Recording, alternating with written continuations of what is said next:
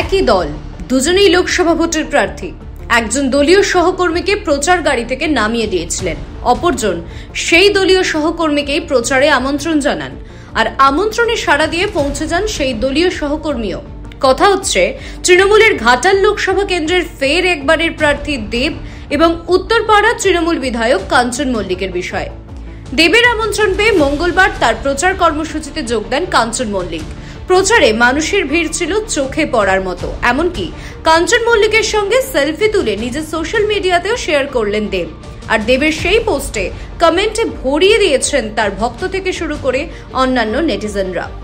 মঙ্গলবার ঘাটালের কেশপুর বিধানসভার অন্তর্গত মোহনপুর, বড় বরজ, ছোট বরজ, তেঘারি, আনন্দপুর সহ বেশ কয়েকটি এলাকায় রাজনৈতিক ও অভিনয় জগতের সহকর্মী কাঞ্চন মল্লিককে নিয়ে প্রচার করেন অভিনেতা দেব। আর দুই অভিনেতাকে দেখতে মহিলাদের ভিড় ছিল চোখে পড়ার মতো। হাত মেলানো থেকে শুরু করে সেলফি তোলা রীতিমতো হুড়োহুড়ি পড়ে যায় উপস্থিত জনতার মধ্যে। ভিড় সামাল দিতে গিয়ে রীতিমতো হিমশিম খেতে হয় নিরাপত্তারক্ষীদের। দেবের প্রচারে অংশ নিয়ে এমন উষ্ণ ভালোবাসা অভ্যর্থনা পেয়ে ব্যাপক খুশি কাঞ্চন।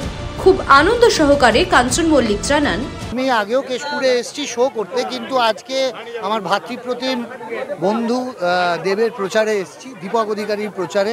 এবং আমি একজন তৃণমূলের বিধায়ক, সে 3 বারের প্রার্থী লোকসভা কেন্দ্রে, ঘাটাল লোকসভা কেন্দ্রের।